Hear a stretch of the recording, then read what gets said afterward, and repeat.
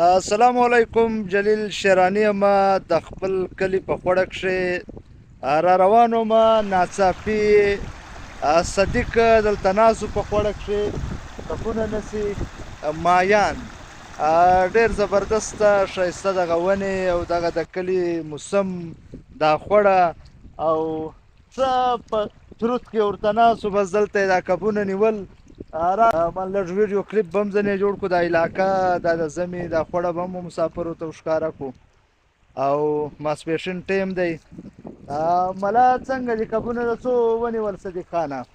یاره یو خو مې ساره کړی دی ښه او د نورو په طلب یم. په طلب یې مطلب یو هله راغلی یم.